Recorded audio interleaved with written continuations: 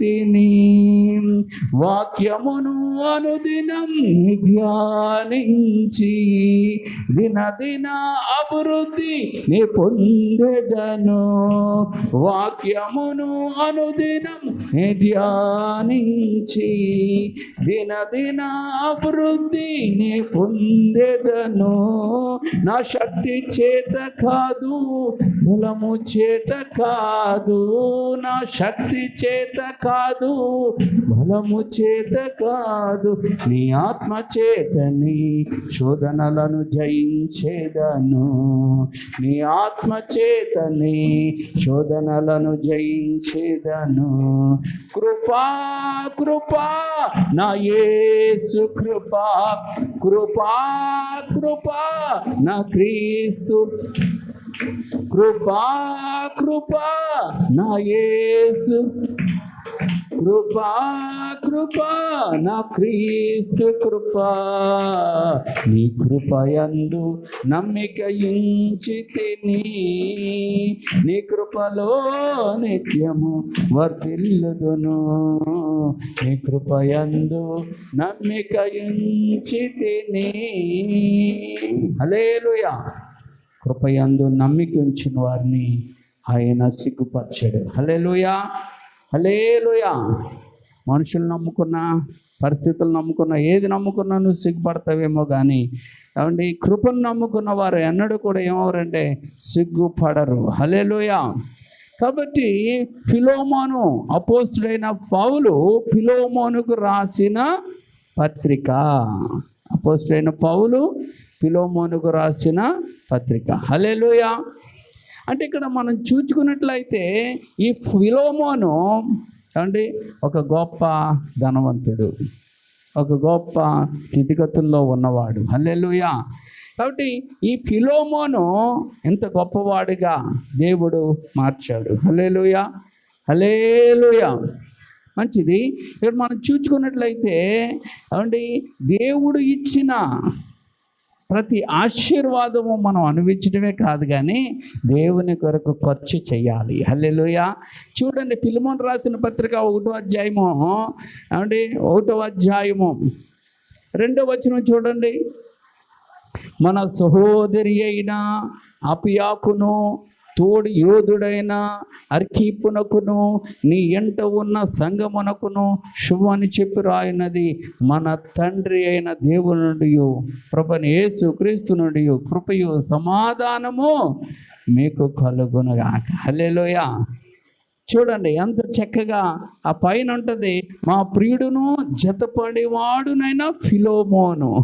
మాకు ప్రియుడు మాతో కలిసి పనిచేసేవాడు ఈ ఫిలోమోన్ అని చెప్తున్నాడు. 5వ వచనంలో మనం చూసుకున్నట్లయితే నీ ప్రేమను గూర్చియు ప్రభువైన యేసు ఎడలన సమస్త పరిశుద్ధుల ఎడలను నీకు కలిగి ఉన్న విశ్వాసమును గూర్చి నేను విని నా ప్రార్థన యందు నీ నిమిత్త విజ్ఞాపన చేయుచు ఎల్లప్పుడూ నా దేవునికి కృతజ్ఞతాస్తుతులు చెల్లించుచు క్రీస్తును బట్టి మీ అందు శ్రేష్టమైన వరము విషయమై నీవు అనుభవపూర్వకంగా ఎరుగుడు వలన ఇతరుని విశ్వాసమందు పాల్గొనటకు అన్నది కార్యకారి కావాలేనని వేడుకొనుచున్నాను అంటున్నాడు పౌలు. దేవుని స్తోత్రం. హల్లెలూయా. ఏమండి, ప్రతి శ్రేష్టమైన వరం విషయంలో నువ్వు అనుభవపూర్వకంగా ఎరిగి ఉండాలంటున్నాడు. హల్లెలూయా. ఈరోజు మరి సేవకులైన మనము లేకపోతే విశ్వాసులైన మనము నేర్చుకోవాల్సింది ఏంటంటే ఇలాగ ఉండిపోతే కుదరదు. మన భక్తి జీవితాన్ని కొనసాగించాలంటే మనకు శక్తి కావాలి. హల్లెలూయా. అందుకే మన శక్తి చేత కాదు, బలం చేత కాదు, ఏది చేయలేవు. కానీ దేవుడు ఆత్మ ద్వారా ఏం చేయగలుగుతామండి? సమస్తము చేయగలుగుతాం. హల్లెలూయా, హల్లెలూయా. ఈ ఫిలోమోను ఎలాంటోడంటే తన ఆస్తిని దేవుని పరిచర్య కొరకు పౌలుకి మంచి సహకారంగా ఉన్నాడండి. హల్లెలూయా. ఈరోజు నేను చెప్పేది ఏంటంటే దేవుని పరిచర్యకు మనం ఎలా ఉండాలంటే తోడ్పాటు కలిగించేవారుగా ఉండాలి. హల్లెలూయా. ఏమంటే సంఘము క్షీణించిపోతున్నట్టుగా, సంఘం జబ్బు పడిపోయినట్లుగా ఉన్నది. చూడండి, ఆరోగ్యంగా ఉన్న వాళ్ళు చాలా హుషారుగా పనిచేస్తారు. ఏమంటే అనారోగ్యం వచ్చిన వాళ్ళు ఏం చేస్తూ ఉంటారు? చాలా నీరసంగా చేస్తూ ఉంటారు. అంటే నీరసంగా మనం కనబడుతున్నామంటే మనకి ఏదో అనారోగ్యము వచ్చిందని. కాబట్టి ప్రభునందు మనం ఎలా ఉండాలంటే చురుకైన వారిగా ఉండాలి. ఎలా ఉండాలా? ఆరోగ్యవంతులు ఎలా ఉంటారంటే చురుకుగా ఉంటారన్నమాట. అంటే దేవుడి పనిలో ఫిలోమోను ఎలా ఉన్నాడంటే చురుకుగా ఉన్నాడు. హల్లెలూయా. తన బలాన్ని కానీ తన ధనాన్ని కానీ ఖర్చు పెట్టిన వాడిగా ఏమండి ఒక ప్రత్యేకమైన ప్రియుడిగా ఉన్నాడు. ఎవరికి? పౌలు గారికి. హల్లెలూయా. పౌలు అంతటి వాడికే ప్రియుడు అనే మాట పౌలు చేత అనిపించుకున్నాడంటే ఈ ఫిలోమోను ఎంత గొప్పవాడో ఒకసారి ఆలోచించండి. ఈ ఫిలోమోను ఏమండి అనే ఆ పేరు మీద ఒక పత్రిక రాయబడ్డదంటే ఈయన ఎంత గొప్ప ధన్యుడో మనం జ్ఞాపకం చేసుకోండి. అందుకే ఈ ఫిలోమోను కోసం మనం చెప్పుకోవలసింది ఎందుకుందంటే ఆయన గురించి లేఖనాల్లో ఒక పుస్తకమే రాయబడ్డది. ఇది ఎవరు చెప్పుకోరు ఈ ఫిలోమోను కోసం చాలామంది, కానీ చాలా విలువైన సందేశం ఉంది. ఈయన దగ్గర ఒక వ్యక్తి పనిచేసేవాడు. ఆ వ్యక్తి పనిచేసి ఆ వ్యక్తికి చేతి దురద ఉంటుంది అన్నమాట కొంతమందికి. అంటే చేతి వాటం ఏది దొరికితే అది జాగ్రత్తగా ఏం చేస్తారంటే అటు ఇటు చూస్తారో, ఎవరో లేకపోతే మోసేస్తారు కదా అండి. మొన్న బీహార్లోనట ఒక చోట రోడ్ వేసారట, కాంక్రీట్ రోడ్ వేసారట. మళ్ళీ మరుసటి రోజు వచ్చి చూసేప్పుడు కానీ రోడ్ లేదట. ఏం చేశారు? పట్టుకుపోయి ఇళ్ళల్లో వేసుకున్నారు. వాళ్ళకి ఇంట్లో ఖర్చులు ఉండవు.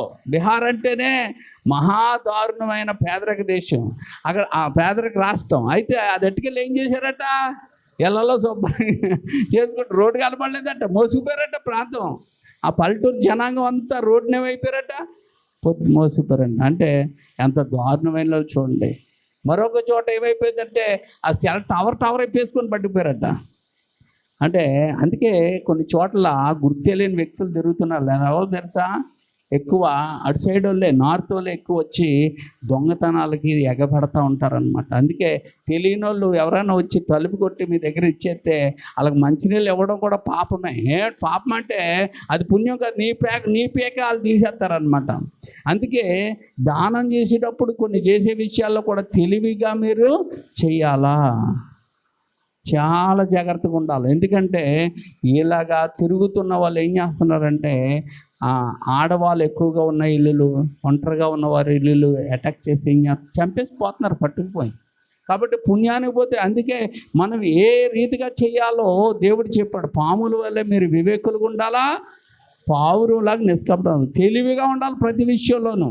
అంతేకాని ఏమంటే కొంతమంది ఏంటంటే మీ ఇంట్లో ఎంత బంగారం వద్దండి అన్న కూడా చెప్తూ ఉంటారు. మీరు చాలా సంపన్నుల్లాగా ఉన్నారండి, మీ ఇంట్లో బంగారం ఎక్కువే ఉంటుందండి, డబ్బు ఎక్కువే ఉంటుందంటే అన్నీ చెప్పేసి వాళ్ళు ఉన్నారు. ఎందుకంటే దేవుడి పెట్టలో అబద్ధం చెప్పకూడదు కదా. అయ్యో, అబద్ధం చెప్పకూడదు అన్నారు కానీ ఎవరితో పడతాడు చెప్పేమానుందా? ఏమండి అంతే. నీ లోగొట్టులు, నీకున్న పర్సనల్ విషయాలు ఎవరైనా అడిగితే దాన్ని నువ్వేం చేయాలంటే దాట వేయాలి. ఏం చేయాలా? ఇప్పుడు ఎందుకులేండి, ఎందుకులేండి అని మాట్లాడాలి. కానీ కొంతమంది ఏం చేస్తారా?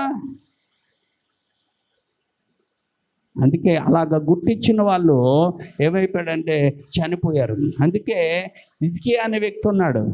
ఆ హిజ్కియా అనే వ్యక్తి ఒక రాజును ఏం చేశాడంటే పట్టుకొచ్చి అన్నీ చూపించినప్పుడు దేవుడు అతన్ని గద్దించాడు. నువ్వు ఎందుకు అలా చేస్తావు? ఆ వ్యక్తిని తీసుకొచ్చి, అంటే అతనికి అనారోగ్యం ఉందని ఆ రాజు తెలుసుకొని వచ్చాడు. వచ్చినప్పుడు ఏం చేయాలా? పలకరించి చెప్పినప్పుడు పంపించేయాలి. కానీ అతడు అలా కాదు, రాజ్యంలో ఉన్న పార్టీ ఒక్కటే మూల అన్నీ చూపించాడు.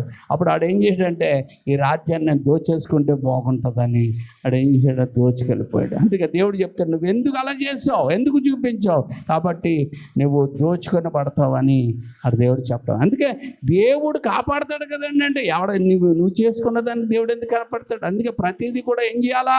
నువ్వు జాగ్రత్తగా ఉండాలా, తెలివిగా ఉండాలా. ఏమండి 15 సంవత్సరాలు ఆయుష్ ఇచ్చినోడు ఎలా ఉండాలా? చాలా జాగ్రత్తగా ఉండాలి. కానీ ఏం చేశాడు? పరామర్శించడానికి వచ్చినాడు కానీ బంగారము అన్ని రకాలు ఏం చేశాడట? ఏది మరుగు చేయక అన్నీ చూపించాడట. మీరు కూడా కొంతమంది మీ ఇంటికి వస్తే అలాగే చూపించేస్తుంటారు. ఇగో నాకు ఎన్ని చీరలు ఉన్నాయో చూడండి, నేను ఎంత బంగారంగా ఉన్నాను చూడండి, నేను ఏం చేశాను చూడండి. అవన్నీ చూసి ఆవిడ ఏం చేస్తుంది? ఊరోళ్ళందరినీ అప్పుల దగ్గర నేను పంపుతుంది. నీ ఇంటి మీదకి అప్పులు ఇమ్మని, ఏమండి అది చేయమని ఇది చేయమని అందరినీ ఇంటికి పంపిస్తుంది ఆవిడ లైన్గా. నువ్వు లేవంటే లేదని కాదండి, ఆవిడకి చెప్పిందంట, చూసారంట, ఉన్నాయంట, కానీ సాక్షి సంతకం అనేట లేకపోతే అంట నేను నిర్గించడానికి. కాబట్టి ఈ సాక్షి సంతకాల్లోనికి ఇవన్నీ నువ్వు నీ మీదకి ఎందుకు తెచ్చుకున్నావు అంటే, నీకున్నది అంత దేవుడు వాళ్ళకి చూపించమని కాదు, నీకున్నది ఏం చేయాలంటే నీ పరిచర్యలో నువ్వు సహకారంగా ఉండి దేవుడి పరిచర్యలో నువ్వు ముందు ఉండాలి. హల్లెలూయా, హల్లెలూయా. అందుకే ఈ ఫిలోమోను ఆ రీతిగా ఉన్నాడంట. హల్లెలూయా.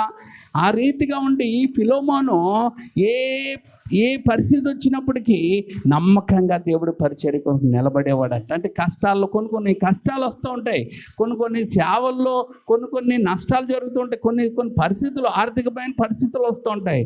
వాటిల్లో కూడా అంటే ఈ ఫిలోమోను ఎలా ఉన్నాడట? నమ్మకంగా ఉన్నాడట. దేవుని స్తోత్రం. హల్లెలూయా, హల్లెలూయా. అందుకే అక్కడ రాయబడుతుంది 7వ వచనంలో, సహోదరుడా, పరిశుద్ధుల హృదయములు నీ మూలంగా విశ్రాంతి పొందినందున నీ ప్రేమను బట్టి నాకు విశేషమైన ఆనందమును ఆదరణ కలిగిందంట. చూడండి, పౌలుకి ఏం కలుగుతుందంట? ఆనందం కలుగుతుందంట. ఎందుకంటే అతడు అనేక మందికి గొప్ప సేవ చేశాడంటండి. దేవుని స్తోత్రం. హల్లెలూయా. పరిశుద్ధుల హృదయాలు నీ వల్ల ఏమయ్యే? విశ్రాంతి పొందాయి. అంటే ఏమండి, కొంతమంది ఉంటారు సుఖంగా ఉంటే సుఖంగా ఉన్నవారు గొడవలు పెడతా ఉంటారు ఆ కుటుంబాల్లో మనుషులకి.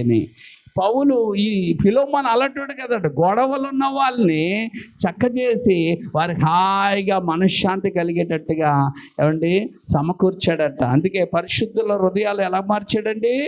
విశ్రాంతి పొందినట్లుగా మార్చాడట. దాన్ని బట్టి పౌలుకి ఎలాగుందంట? ఆనందము ఆదరణతో ఉన్నాడట. దేవుని స్తోత్రం. ఈరోజు ఎక్కడికి వెళ్ళినా మనకు భయమే. ఏమండి, సంఘంలో ఎలాగుంటున్నారో ఏటి ఉంటున్నారో ఏదని, బాబు వాళ్ళింట్లకి వీళ్ళింట్లకి, మీరు వీళ్ళింటికి వాళ్ళింటికి తిరగకరా బాబు అంటే తిరిగే మనుషులు మళ్ళీ వాళ్ళు అన్నారు వీళ్ళు అన్నారు అంటూ ఉంటుంది. ఎందుకయ్యాను మనకే వాళ్ళింటికి వీళ్ళింటికి తిరగమని? మీకు ఒక్క ఇంటికి పదే మనం వెళ్ళామంటే మనం చిన్న లోకు అయిపోతాం. నీ గౌరవాన్ని నువ్వు ఉంచుకోవాలి, మన గౌరవాన్ని మనం ఉంచుకోవాలి. హల్లెలూయా. కాబట్టి మళ్ళీ వాళ్ళన్నారు వీళ్ళన్నారు అనకూడదు. అందుకే మన పని మనం చేసుకుంటున్నాం, మన దేవుని పనిలో మనం ఉంటున్నప్పుడు మనకు మెప్పును ఘనతను ఎవరిస్తారండి? దేవుడే ఇస్తాడు. హల్లెలూయా. మనకు కావాల్సినవి గౌరవాన్ని అంతటినీ కూడా దేవుడే ఇస్తాడు. అంతేగాని మనము ఎవరి దగ్గరికి వెళ్ళి మనం ఎలా ఉండాలంటే వాళ్ళ కుటుంబాల్లో అంటే వెళ్ళి ఊసులాడుకునే వరకు ఉండకూడదు. ఎందుకని బైబిల్లో ఉంది, విస్తారమైన మాటల వల్ల మనకి ఏముంటాయండి? దోషాలు ఖచ్చితంగా వస్తాయి, ఏ దోషాలు. అందుకే చూడండి, అక్కడ రాయబడిన మాటలో 15-16 చదువుదాం. 15-16. అతడికి మీదట దాసుడిగా ఉండక దాసుని కంటే ఎక్కువ వాడుగాను, ప్రియ సహోదరుడుగాను, విశేషముగా నాకును శరీర విషయమును ప్రభు విషయమును మరి విశేషంగా నీకును ప్రియ సహోదరుడుగాను నీ యొద్ద ఎల్లప్పుడు ఉండుటకై కాబోలు అతను కొద్ది కాలము నేను ఏర్పడుచున్నాడు. దేవుని స్తోత్రం.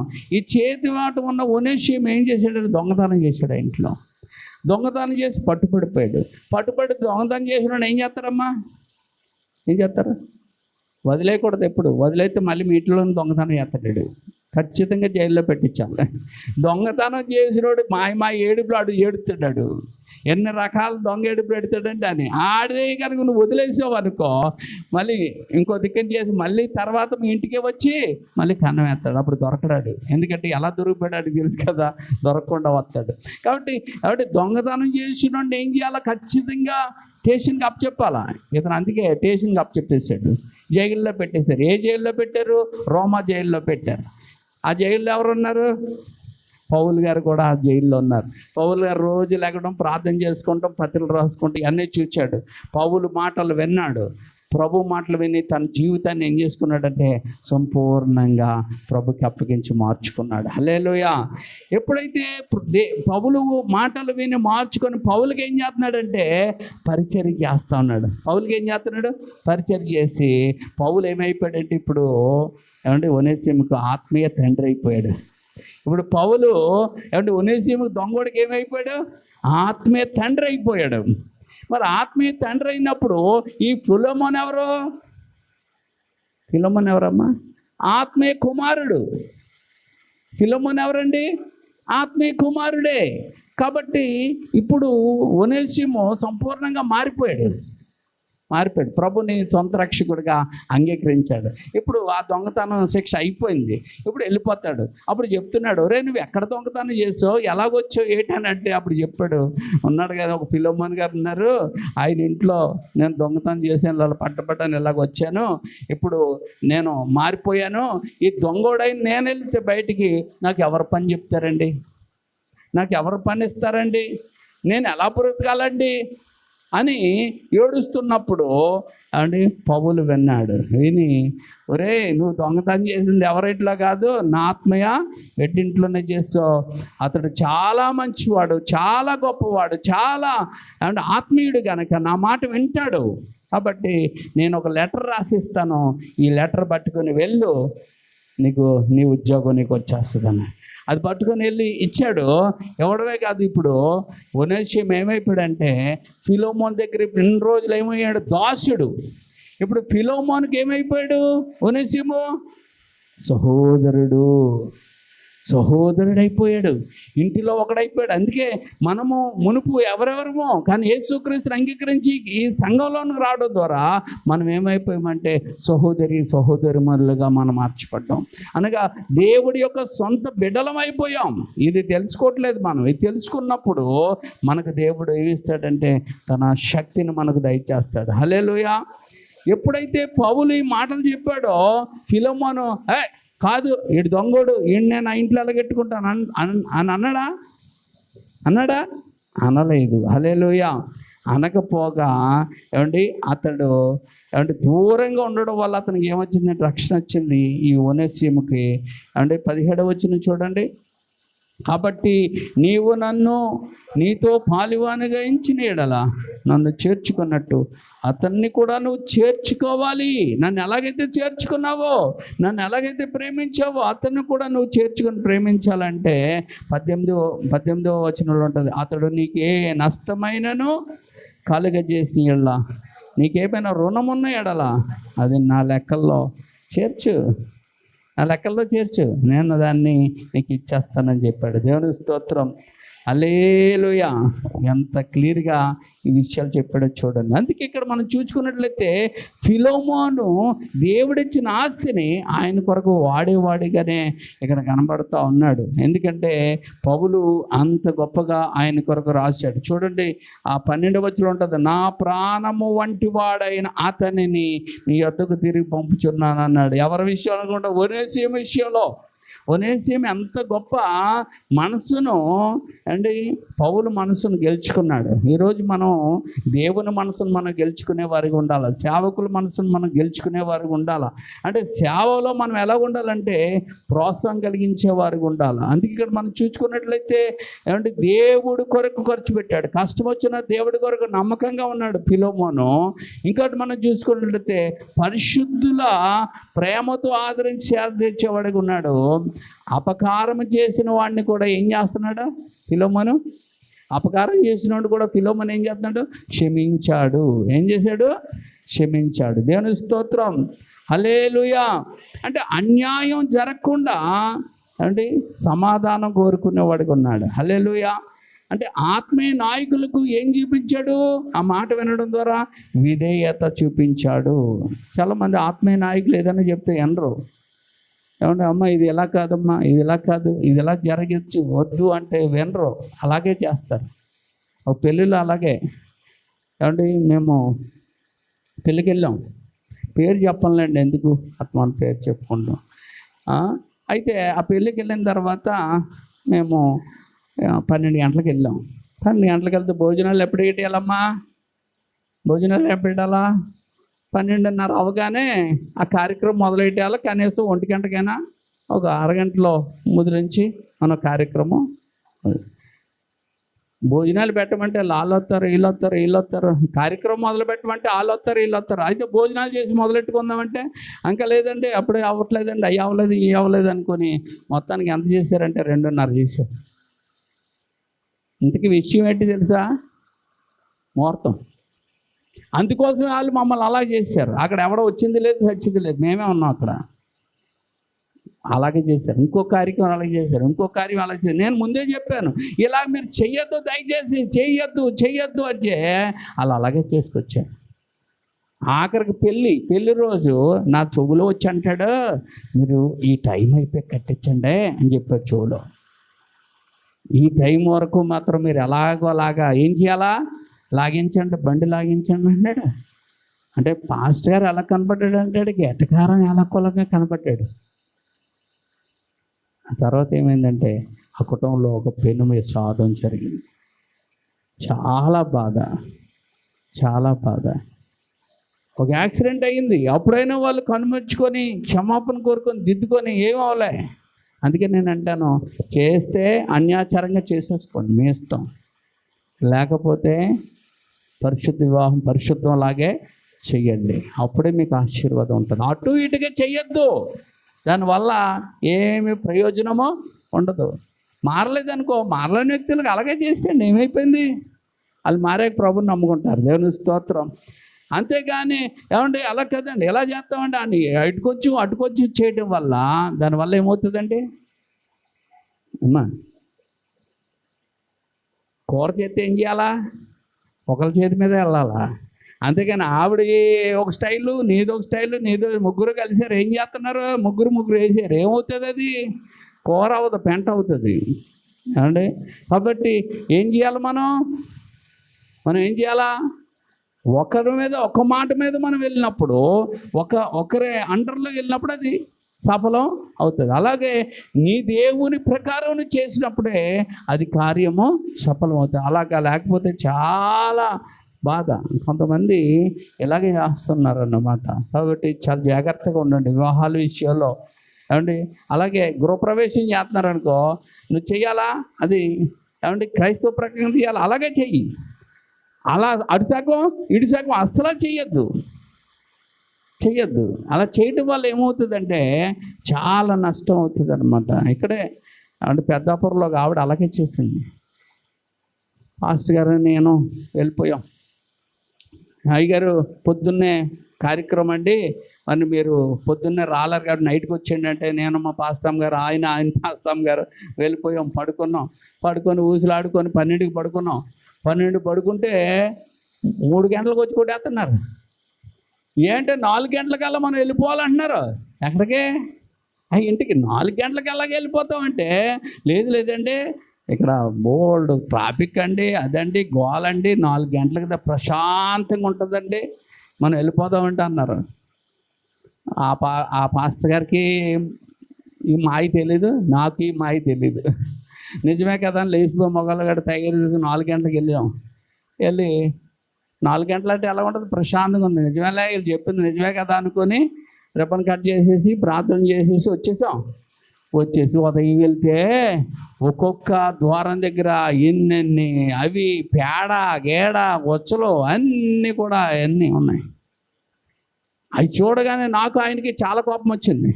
ఏటమ్మ ఇది అంతా నేను అంటే, ఏం చెయ్యమంటే ఒక ముసలిది ఉందంటే బాబా ఇంట్లో. ఆ ముసలిది ఊరుకోలేదండి, అందుకే అలా చేసాడు. మా వాళ్ళు కాదండి, ముసలిదే లేదు, ఏమీ లేదు.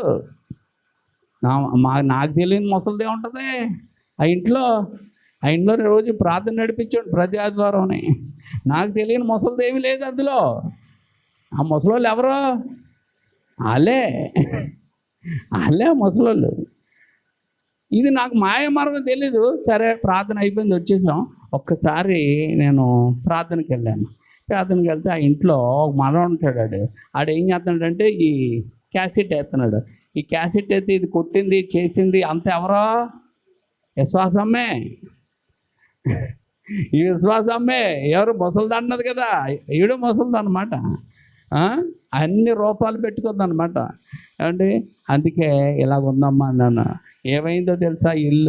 ఆ ఇల్లు ఉండడానికి పనికి రాకుండా 1 సంవత్సరం పాడైపోయినట్టు ఆపేశారు. ఎందుకంటే రోడ్డు కట్ చేశారు. ఆ రోడ్డు ఆ రోడ్డు అక్కడ ఇది ఉంటుంది కదా, కలవర్టు పోయిందనమాట. అందుకని రోడ్డు కట్ చేసేసి వేరే మార్గం నుంచి ఇచ్చారు. ఇప్పటికి కొట్టెట్టుకుంది, బేరం లేదు, ఏమీ లేదు, అన్నీ పోయాయి. నేను ఎందుకంటానంటే ఆ తర్వాత మాకు తెలిసింది, అక్కడ ఉన్న పాస్టర్ గారిని అడిగారట, లూథరన్ పాస్టర్ గారిని, రావాలండి అంటే అతను అన్నాడు, నేను అలాంటికి రాను, నేను 9 గంటలకు వస్తాను, అది ఇప్పుడే మీకు రిబ్బన్ కట్టింగ్ అన్నాడట. అందుకని ఈవిడేం చేసింది, కాకినాడ వచ్చేసి మమ్మల్ని పురమాయించేసింది అనమాట. అప్పటి నుంచి నేను అందరికీ చెప్పేది ఏంటంటే, అలా ఎప్పుడు చెయ్యొద్దు, అలా చెయ్యొద్దు అని చెప్తాను. దేవునికి స్తోత్రం. ఎందుకంటే 2 రకాలుగా నువ్వు చేసావంటే చాలా నష్టపోతావు. అందుకే చేస్తే అటు చెయ్యి, లేకపోతే ఇటు చెయ్యి. హల్లెలూయా, హల్లెలూయా. తెలిసి ఉండి కూడా నువ్వు అట్టులోకి వెళ్ళిపోయి అన్నీ పులిమేసుకొని చేసావంటే నీకు ఇంకా అయిపోయింది, నీది కూడా అయిపోయినట్టే. నువ్వు తప్పుకొని అలాగ చేయించుకో, మంచిదే. అంతేగాని నువ్వు కూడా అందులో పులుముకొని పాలు పంచుకోవడానికి కూడా వీలు లేదు, ప్రత్యేకంగానే ఉండాలి. హల్లెలూయా. ఇవి మరి మాకు తెలియలేదండి పాస్టర్ గారు, మీకు చెప్పలేదు అన్నావనుకో, అది కుదరదు. ఎందుకంటే రికార్డ్ డేట్ ఇది. దేవుని స్తోత్రం. మళ్ళీ మళ్ళీ చూస్తే నీతో మాట్లాడుతూనే ఉంటుంది వీడియో. హల్లెలూయా. ఒకసారి మాట్లాడితే ఏం మాట్లాడామో తెలిసేది కాదు, ఇందులో చూస్తే ఎన్నిసార్లు చెప్పినా అది మాట వస్తూ ఉంటుంది. దేవుని స్తోత్రం. హల్లెలూయా. అందుకే మంచి గుణాలు కలిగిన వాడు ఈ ఫిలోమోన్ అనమాట. అందుకే అతన్ని పౌలు ఒక ప్రత్యేకంగా ఈ ఫిలోమోన్కు ఆ లెటర్ ఇచ్చి, పట్టుకెళ్ళరా నీ ఉద్యోగం వచ్చేస్తుందని చెప్పగానే ఆ మాటను, ఆ సేవకుడు మాటను ఈ ఫిలోమోన్ ఏం చేశాడంటే ఆనర్ చేశాడు. హల్లెలూయా, హల్లెలూయా. చూడు 22వ వచనంలో, అంతేకాదు నీ ప్రార్థనలను మూలముగా నేను నీకు అనుగ్రహించబడుదునని నిరీక్షించున్నాను గనుక బస సిద్ధము చేయము. క్రీస్తు యేసునందు నా తోడి ఖైదీ అయిన ఎఫెఫ్రా, నా జత పనివాడైన మార్కు, అరిస్కార్కు, దేమ, లోక, మీ అందరికి ఏం చెప్తున్నారంటే వందనాలు చెప్తున్నారు అన్నాడు. దేవుని స్తోత్రం. హల్లెలూయా. కాబట్టి యేసుక్రీస్తు కృప మీ ఆత్మలకు మీకు తోడుగా ఉండాలి అని అంటే మనం ఏం చేయాలంటే సేవకు మనం ప్రోత్సహించే వారికి ఉండాలా. 2 సేవకులను మనం ప్రోత్సహించేటట్టుగా ఉండాలా. 3 సంఘములో పరిశుద్ధతను నిలిపేటట్టుగా, పరిశుద్ధులైన వారికి శాంతిని నిలిపేటట్టుగా ఉండాలి. అంతేగాని ఒకరికి గొడవలు పెట్టేటట్టుగా ఉండకూడదు.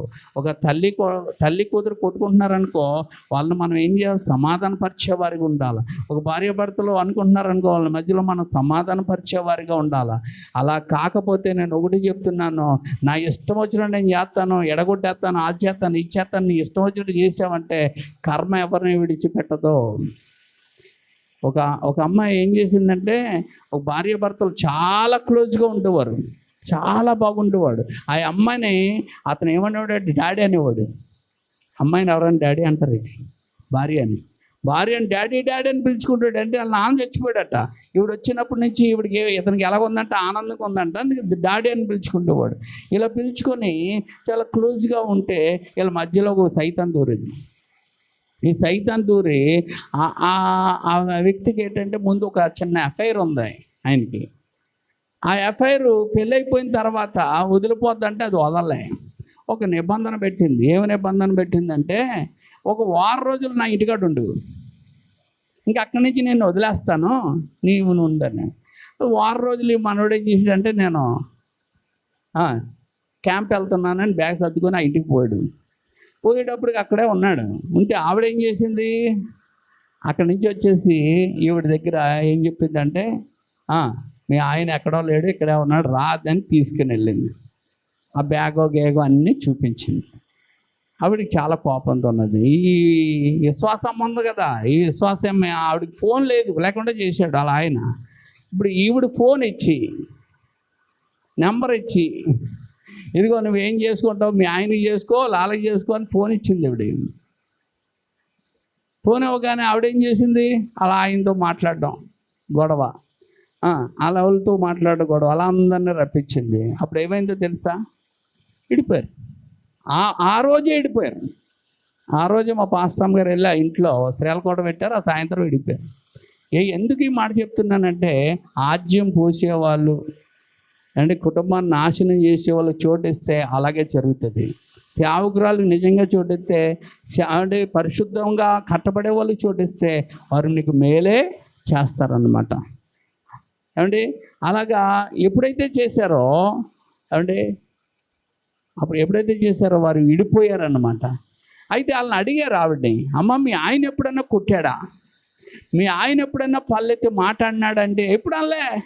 అలా కొట్టిందే లేదు. చెప్పండి, ఒక పల్లెత్తి మాట అనింది అంటే ఎంత మంచోడు అడ్డాడు అంటే ఎవరు ప్రవేశించారు మధ్యలోకి? సాతాను ప్రవేశించాడు. అది విశ్వాస అయినా దెయ్య రూపంలో వచ్చిన వాళ్ళు ఎవరైనా కూడా సాతానులు. అందుకని నేను అంటాను, మనుషుల మాట పట్టించుకోవద్దు, మనుషుల మాట వినొద్దు, దేవుడు మాట వినండి. దేవుడు చెప్పినట్లుగా ఎవరైతే చెప్తారో వారి మాట వినండి. కానీ మీ కుటుంబ జీవితాల్లోనికి మనుషుల మాటను మీరు ఆదర్శంగా తీసుకోవద్దు. తీసుకుంటే ఏమవుతుందండి? తెగదంపులు చేద్దామని చూస్తారు మనుషులు. దేవుడు ఏం చేస్తాడు తెలుసా? దేవుడు వెల్డింగ్ చేస్తాడండి, మనుషులు ఏం చేస్తారు? కత్తిరిలట్టులండి. వాళ్ళు ఏం చేస్తారు? కత్తిరించేద్దాం అని చూస్తారు, ఎలా పడితే అలా కత్తిరించేస్తూ ఉంటారు వాళ్ళు. కానీ దేవుడు ఏం చేస్తాడు? అతికాలం చూస్తూ ఉంటాడు. హల్లెలూయా. అందుకే కలిపేవాడు, ఏమంటే చేసేవాడు. అందుకే ఇక్కడ ఫిలెమోనుతో విడిపోయాడు ఒనేసిము. కానీ దేవుడు ఏం చేశాడు మళ్ళీ చెప్పండి? కలపడమే కాదు, ఒక తమ్ముడిగా మార్చాడు ఈ ఫిలెమోనుకి ఒనేసిమును, ఒక దొంగను. హల్లెలూయా. అది సాక్షి జీవితం. అంతే. ఇక్కడ ఫిలెమోనుకి ఏముందో తెలుసా? క్షమించే తత్వం ఉంది, చేర్చుకునే తత్వం ఉంది, ఏమంటే సేవకుల్ని గౌరవించే తత్వం ఉంది, ఏమంటే సేవకులు పరిశుద్ధులకు పరిచర్య చేసే తత్వం ఉంది. ఇవన్నీ కూడా ఒక విశ్వాసైన నీకు నాకు ఉండాలి. హల్లెలూయా. ఉంటే ఖచ్చితంగా ఫిలెమోనుకి ఏమంటే గ్రంథములో ఉండే అర్హత ఎలాగిచ్చాడో. హల్లెలూయా. అంటే ఇంకా చాలా ఉన్నాయి కానీ, చాలా పత్రికలు ఉన్నాయి కానీ వాళ్ళ పేరుతో ఉన్నాయి అన్నీని. వాళ్ళ పేరుతో ఉన్నాయా? లేవు. అని ఫిలెమోను పేరుతో ఒక పత్రికను దేవుడు ఉంచాడు అంటే ఫిలెమోను ఎంత గొప్పవాడిగా దేవుడు ఎంచుకున్నాడో చూడండి. అందుకని అంటాను, మనుషులు మెచ్చుకున్నా మెచ్చుకోపోయినా దేవుడి కొరకు నువ్వు చేసింది ఏది కూడా అది ఊరకనే దేవుడు ఉంచాడు. దాని ప్రతిఫలం నీకు ఏదో రకంగా దేవుడు ఇస్తాడు. అందుకే నువ్వు దేవుడు మందిర పరిచర్యలో విత్తినది, దేవుని పరిశుద్ధుల విషయంలో విత్తినది, అలాగే సేవకుడి విషయంలో నువ్వు నిలబడింది, అలాగే దేవుడి పరిచర్యలో ముందు నడిపించింది, ప్రతీది కూడా ఆయన ఏం చేస్తాడంట? ప్రతీది కూడా ఆయన లెక్క పెట్టుకొని నీకు రావాల్సిన ప్రతిఫలాన్ని ఆయన ఇచ్చేస్తాడు. హల్లెలూయా. హల్లెలూయా. అందుకే మనం చూసుకున్నట్లయితే ఫిలెమోను ఏమండి ఈ అధ్యాయంలో ఒనేసిమును చేర్చుకొని ఏమండి సేవకుడు మాటకు, దేవుని మాటకు లోబడిన వాడిగా ఉన్నాడు. అందుకని అంటాను, ఎవరైతే లోబడి విధేయత చూపుతారో వారందరినీ దేవుడు ఆశీర్వదిస్తాడు. ఎలాగ ఆశీర్వదిస్తాడంటే నూరంతులుగా దేవుడు ఆశీర్వదిస్తాడు. మన దేవుడు ఆశీర్వదించే దేవుడే. అందుకే ఫిలెమోను ఏమీ భేదోడు కాదు, గొప్పోడే, ధనవంతుడే. ఏమంటే ధనవంతుడు నేనెందుకని విర్రవిగలేదు, విధేయత చూపించాడు, లోబడ్డాడు, సేవకుల మాటకు లోబడ్డాడు, పరిశుద్ధుల మాటకు లోపడుతూ ఉన్నాడు, మేలు చేసేవాడిగా ఉన్నాడు, ఏది చెప్తే చేస్తున్నాడు. అందుకే ఏమంటే దేవుడి మాట విన్నవాడు ఎప్పుడు కూడా ఏమవ్వడండి? పాడవడు. మనుషుల మాట విన్నవాళ్ళు ఏమవుతారంటే పాడైపోతారు. హల్లెలూయా. దేవుడి మీద ఆధారపడి మనం ప్రార్థన చేసినప్పుడు దేవుడు మన జీవితాల్లో ఏ మేలు చేయక మానడు. హల్లెలూయా. ఏ మేలు చేయక ఆయన మానడు అనమాట. దేవుని స్తోత్రం. హల్లెలూయా. అందుకే ఈ లోకంలో మన వైపు ఎవరున్నా ఎవరు లేకపోయినా పర్వాలేదు, కానీ మనం దేవుడి వైపు ఉంటే గనక దేవుడి కార్యాలు చూడక మానము. దేవుడు నిన్ను హెచ్చరించక పండు. ఇప్పుడు ఒకవేళ కష్టమో నష్టమో ఇరుకో రకరకాల ఇబ్బందుల్లో ఉంటే ఉండొచ్చు, ఈ పరిస్థితులు అన్నిటిలో వచ్చి నిన్ను ఆయన విడిపించగలిగిన సహాయకుడు. హల్లెలూయా. ఎందుకంటే అండి నారు పోసినోడు నీరు పోయకుండా ఉంటాడా? నిన్ను నన్ను పుట్టించినోడు ఆయనే, మన అవసరాలు తీర్చేవాడే కూడా ఆయనే. హల్లెలూయా. నన్ను పుట్టించావు, పోషించుచున్నావు, నా అవసరాలు నన్ను పుట్టించావు, పోషించుచున్నావు. చెప్దాం. నా అవసరాలు, నా బాధ్యతలు భరించుచున్నావు, నా బాధ్యతలు భుజముల పైన మోయుచున్నావు, నీ భుజముల పైన మోయుచున్నావు.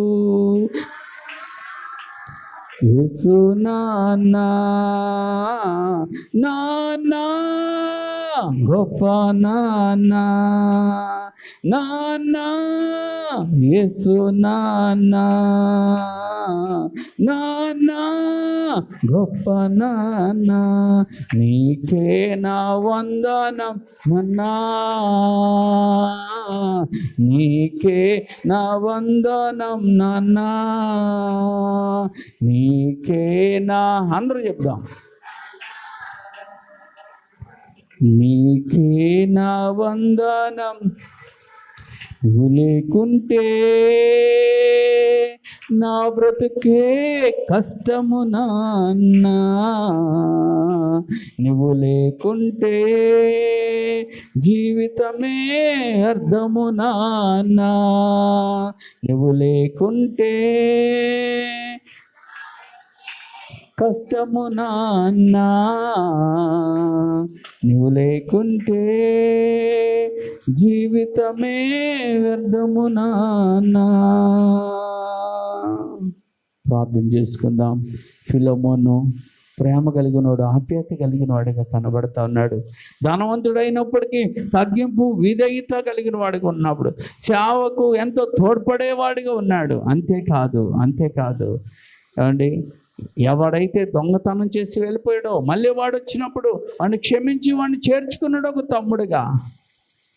అంటే సేవకుడు ఏం చెప్పాడో విన్నాడు. ఈరోజు మనము సేవకుల మాటను, దేవుని మాటను త్రోసివేసే వారిగా ఉంటే దానివల్ల మన